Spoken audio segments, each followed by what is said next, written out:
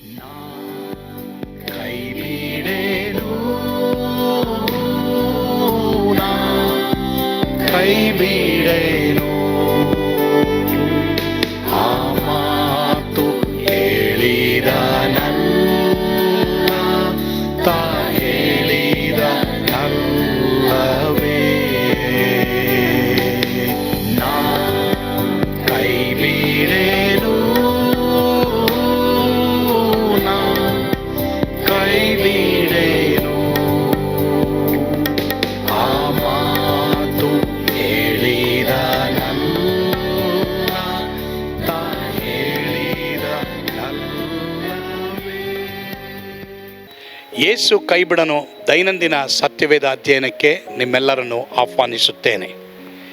ಇಂದು ನಾವು ಬಾದಾಮಿಯ ಗಿಡದ ಕುರಿತು 5 ಗುರುತುಗಳು ಅಥವಾ 5 ಪಾಠಗಳು, ಸಿಗ್ನಿಫಿಕೆನ್ಸಸ್ ಆಫ್ ಆಲ್ಮಂಡ್ ಟ್ರೀ, ಇದನ್ನು ನಾವು ಈ ವಾರದಲ್ಲಿ ನಾವು ಕಲಿಯೋದಕ್ಕೆ ಹೋಗ್ತೇವೆ.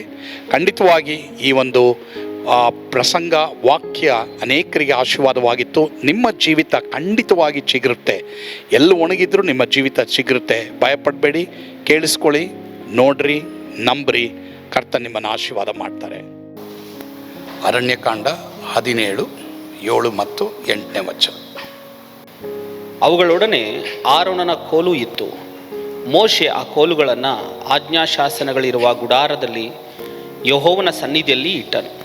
3 ದಿನ ಮೋಶೆ ಗುಡಾರದಲ್ಲಿ ಹೋಗಿ ನೋಡಲಾಗಿ, ಆಹಾ, ಲೇವಿ ಕುಲಕ್ಕೋಸ್ಕರ ಆರೋನನು ಕೊಟ್ಟಿದ್ದ ಕೋಲು ಚಿಗುರಿ ಮೊಗ್ಗೆ ಬಿಟ್ಟು ಹೂವರಳಿ ಬಾದಾಮಿ ಹಣ್ಣುಗಳನ್ನು ಫಲಿಸಿತು. ಮೋಶೆ ಆ ಕೋಲುಗಳನ್ನೆಲ್ಲ ಯೆಹೋವನ ಸನ್ನಿಧಿಯಿಂದ ಇಸ್ರಾಯೇಲ್ಯರ ಬಳಿಗೆ ತಂದು ತೋರಿಸಿದನು. ಅವರು ನೋಡಿ ತಮ್ಮ ತಮ್ಮ ಕೋಲುಗಳನ್ನು ತೆಗೆದುಕೊಂಡರು. ಕರ್ತನಿಗೆ ಸ್ತೋತ್ರ. ಈಗ ನಾವು ಬಾದಾಮಿ ಈ ಒಂದು ಕೋಲು ಯಾವ ರೀತಿ ಚಿಗುರ್ತು, ಮೊಗ್ಗೆ ಬಿಡ್ತು, ಹೂ ಅರಳಿತು, ಹಣ್ಣು ಬಿಡ್ತು, ಇದರ ಬಗ್ಗೆ ನಾವು ಕಲಿತಾ ಇದ್ದೇವೆ. ಬಾದಾಮಿ ಮರ ಅಥವಾ ಗಿಡನೇ ಯಾಕೆ ದೇವರು ಆರಿಸ್ಕೊಂಡ್ರು, ಅದಕ್ಕೆ 5 ಸಿಗ್ನಿಫಿಕೆನ್ಸ್ ಇದೆ, 5 ಗುರುತುಗಳಿದೆ. ಅದರ ಕುರಿತು ನಾನು ನಿಮಗೆ ಇವತ್ತು ಮಾತನಾಡ್ತೀನಿ. ಅದು ನಮ್ಮ ಜೀವಮಾನದಲ್ಲಿ ಯಾವ ರೀತಿ ಅನ್ವಯ ಆಗುತ್ತೆ ಅನ್ನೋದ್ರ ಕುರಿತು ನಾವು ಕಲಿಯೋದಕ್ಕೆ ಹೋಗ್ತೀವಿ. ಒಂದನೇದಾಗಿ ಈ ಬಾದಾಮಿ ಮರದ ಕುರಿತು ಅಥವಾ ಗಿಡದ ಕುರಿತು ದೇವರು ಒಂದು ಪ್ರವಾದಿಗೆ ಏನು ಹೇಳ್ತಾರೆ ನೋಡಿ. ಯೆರೆಮೀಯ 1ನೇ ಅಧ್ಯಾಯ 11 ಮತ್ತು 12ನೇ ವಚನ. ಯೆರೆಮೀಯ 1ನೇ ಅಧ್ಯಾಯ 11 ಮತ್ತು 12ನೇ ವಚನ.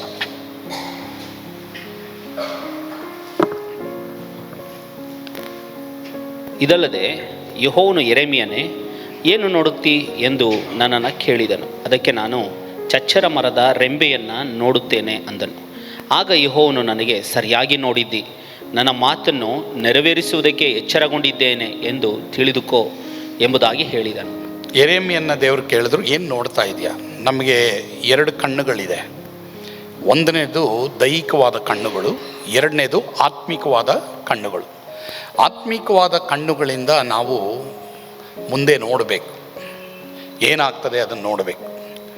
ಸೊ ಇಲ್ಲಿ ಯೆರೆಮೀಯ ಪ್ರವಾದಿಗೆ ದೇವರು ಕೇಳ್ತಾ ಇದ್ದಾಗ, ಏನು ನೋಡ್ತಾ ಇದೆಯಾ? ಅವನು ಉತ್ತರ ಕೊಡ್ತಾನೆ, ನಾನು ಬಾದಾಮಿ ಗಿಡ ನೋಡ್ತಾ ಇದ್ದೆ, ಬಾದಾಮಿ ಗಿಡದ ರೆಂಬೆ ನೋಡ್ತಾ ಇದ್ದೀನಿ. ಚಚ್ಚರ ಮರ ಅಂದರೆ ಬಾದಾಮಿ ಗಿಡ. ಆಗ ದೇವರು ಅವನಿಗೆ, ನೀನು ಸರಿಯಾಗಿ ನೋಡೋದಪ್ಪ, ನೀನು ಸರಿಯಾಗಿ ನೋಡಿದೀಯ. ಸೊ ಇವತ್ತು ದೇವರು ನಮ್ಮೆಲ್ಲರನ್ನು ಕೇಳ್ತಾ ಇದ್ದಾರೆ, ಏನು ನೋಡ್ತಾ ಇದೆಯಾ? ಮಕ್ಕಳನ್ನ ಕೇಳ್ತಾ ಇದ್ದಾರೆ, ಏನು ನೋಡ್ತಾ ಇದೆಯಾ? ಮತ್ತು ಕುಟುಂಬವನ್ನು ಕೇಳ್ತಾ ಇದ್ದಾರೆ, ನೀವೇನು ನೋಡ್ತಾ ಇದ್ದೀರಾ? ಸೊ ದೇವರು ಅವನಿಗೆ ಹೇಳ್ತಾರೆ, ನೀನು ಸರಿಯಾಗಿ ನೋಡಿದೀಯಾ, ಆದ್ದರಿಂದ ನನ್ನ ಮಾತನ್ನು ನೆರವೇರಿಸುವುದಕ್ಕೆ ನಾನು ಎಚ್ಚರಗೊಂಡಿದ್ದೇನೆ ಎಂಬುದಾಗಿ ತಿಳಿದುಕೋ ಎಂಬುದಾಗಿ ದೇವರು ಹೇಳ್ತಾರೆ. ಹಾಗಾದರೆ ಇದೇನು ತೋರಿಸ್ತದೆ? ಏನು, ಯಾಕೆ ದೇವರು ಹೇಳಿದ್ರು ನೀನು ಸರಿಯಾಗಿ ನೋಡಿದ್ಯಾ ಅಂತ? ಕರೆಕ್ಟಾದ ಗಿಡವನ್ನೇ ನೀನು ನೋಡಿದ್ಯಾ, ಕರೆಕ್ಟಾದ ರೆಂಬೆಯನ್ನೇ ನೀನು ನೋಡಿದ್ಯಾ ಅಂತ ಯಾಕೆ ಅವನಿಗೆ ಹೇಳಿದ್ರು? ಈ ಒಂದು ಬಾದಾಮಿ ಗಿಡ, ಇದರ ರೆಂಬೆ, ಇದು ಚಿಗುರೋದು, ಹೂ ಅರಳೋದು, ಮೊಗ್ಗೆ ಬಿಡೋದು, ಹಣ್ಣು ಬಿಡೋದು, ಇದೇನು ತೋರಿಸ್ತದೆ ಅಂದರೆ ಇದು ದೇವರ ವಾಗ್ದಾನ ಮಾಡುವಿಕೆ ಮತ್ತು ನೆರವೇರುವಿಕೆಯನ್ನು ತೋರಿಸ್ತದೆ. ದೇವರು ವಾಗ್ದಾನ ಮಾಡಿದರೆ ಅದನ್ನು ನೆರವೇರಿಸ್ತಾರೆ. ದೇವರು ಯಾವಾಗಲೂ ತನ್ನ ಜನರನ್ನು ನೋಡ್ತಾನೆ ಇರ್ತಾನೆ. ಏನಕ್ಕಾಗಿ? ವಾಗ್ದಾನ ನೆರವೇರಿಸೋದಕ್ಕಾಗಿ. So God's watchfulness and promise keeping ಒಂದನೇದಾಗಿ. 5 ಸಿಗ್ನಿಫಿಕೆನ್ಸ್ ಆಫ್ ಆಲ್ಮಂಡ್ ಟ್ರೀ. ಈ ಬಾದಾಮಿ ಗಿಡದ 5 ಗುರುತುಗಳು ಏನಂತಂದರೆ ದೇವರ ಕಾಯುವಿಕೆ ಮತ್ತು ದೇವರ ವಾಗ್ದಾನ ನೆರವೇರಿಸುವಿಕೆಯನ್ನು ತೋರಿಸ್ತದೆ. ಸೊ ದೇವರು ನಿಮ್ಮ ವಾಗ್ದಾನ ನೆರವೇರಿಸೋದಕ್ಕೆ ಕಾಯ್ತಾ ಇದ್ದಾರೆ. ಹಾಗಾದರೆ ನೀವು ಏನು ನೋಡ್ತಾ ಇದ್ದೀರಾ ಜಾಸ್ತಿ? ಅದು ಭಾಳ ಪ್ರಾಮುಖ್ಯ. ಏನು ನೋಡ್ತಾ ಇದ್ದೀರಾ? ನಿಮ್ಮ ಬಗ್ಗೆ ಏನು ನೋಡ್ತಾ ಇದ್ದೀರಾ? ನಿಮ್ಮ ಕುಟುಂಬದ ಬಗ್ಗೆ ಏನು ನೋಡ್ತಾ ಇದ್ದೀರಾ? ಮತ್ತು ನಮ್ಮ ಸಭೆ ಬಗ್ಗೆ ನಾವು ಏನು ನೋಡ್ತಾ ಇದ್ದೀವಿ? ದೇವರು ಇವತ್ತು ಎಲ್ಲರೂ ಕೇಳ್ತಾ ಇದ್ದಾರೆ, ಏನು ನೋಡ್ತಾ ಇದ್ದೀರಿ? ಅದನ್ನು ಮಾಡ್ತೀನಿ ನಾನು. ಹಾಗಾದರೆ ಪ್ರಿಯ ದೇವರ ಮಕ್ಕಳೇ, ಬಾದಾಮಿ ಗಿಡದ ಕೋಲುಗಳನ್ನು ಅವನು ದೇವರ ಸನ್ನಿಧಾನದಲ್ಲಿ ಇಡ್ತಾನೆ. ಅದು ಚಿಗುರುತ್ತೆ, ಮೊಗ್ಗೆ ಬಿಡುತ್ತೆ, ಹೂ ಅರಳುತ್ತೆ, ಫಲ ಕೊಡ್ತದೆ.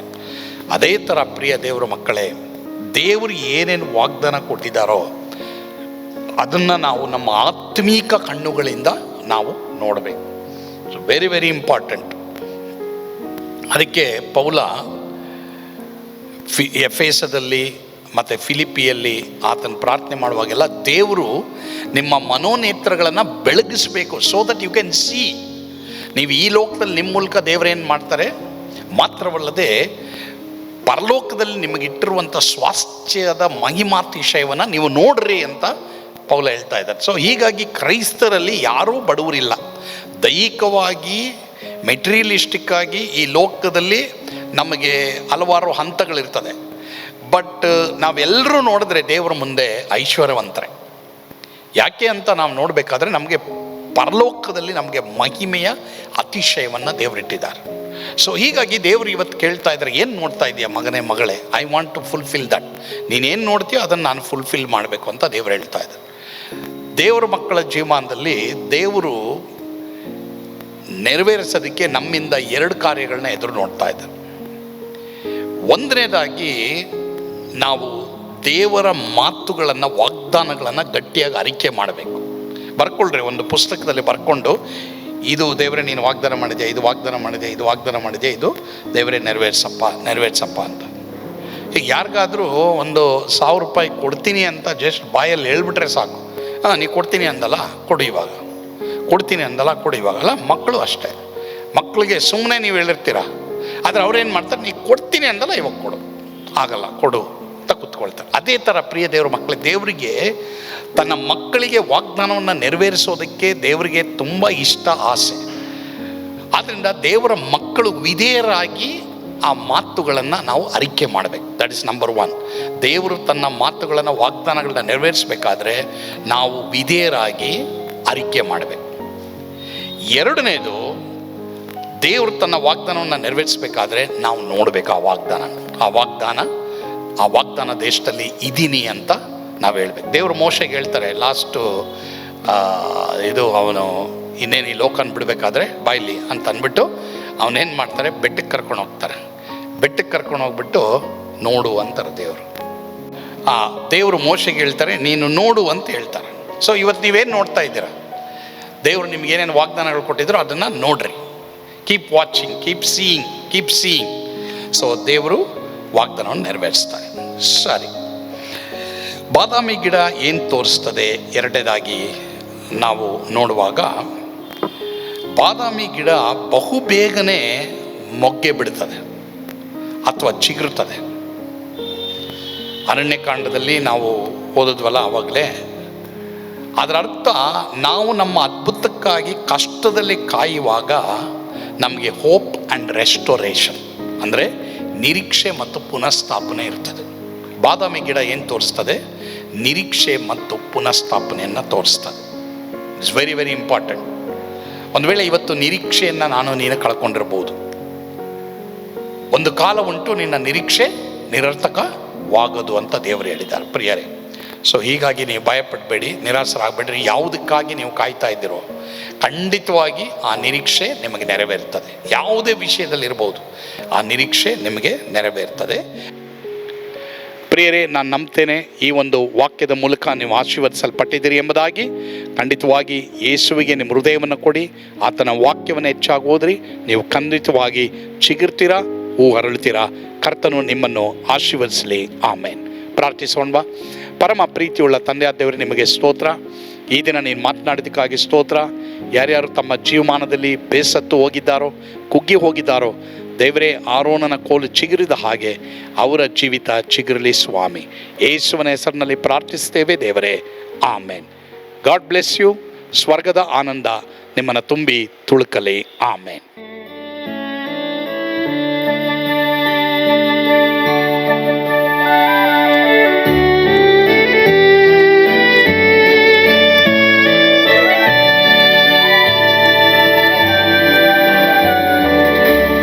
ಎಂಥ ಅದ್ಭುತವಾದ ದಿನ, ನಾನೆಂದಿಗೂ ಮರೆಯೇನು.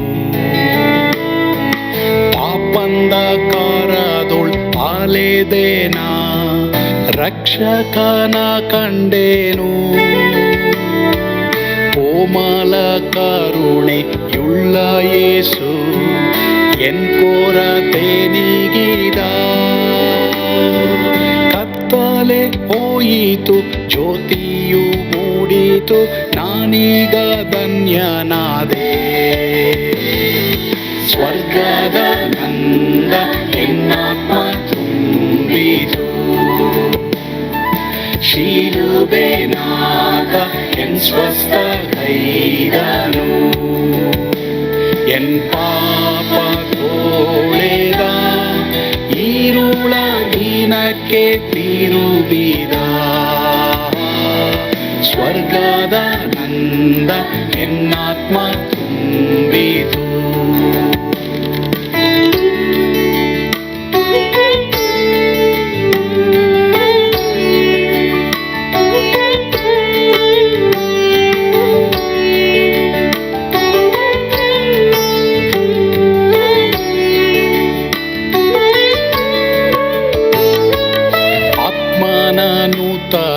ಜನ್ಮದಿಂದ ದೇವಪುತ್ರನಾದೇನು.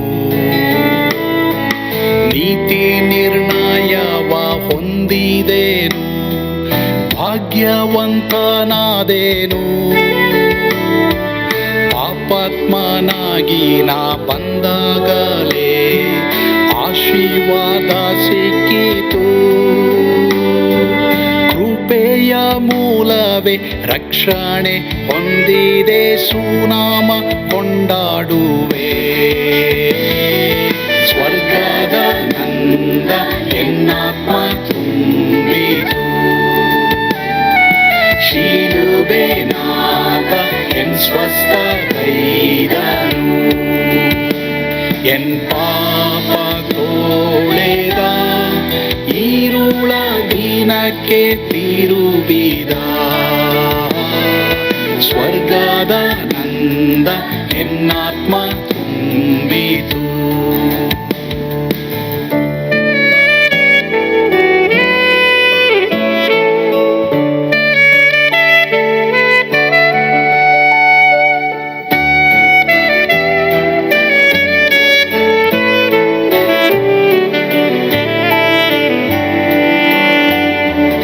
ಅನಂತ ನಿರೀಕ್ಷೆ ಏನಾಗಿದೆ, ಕಾಲವು ತೀರಲಾಗಿ.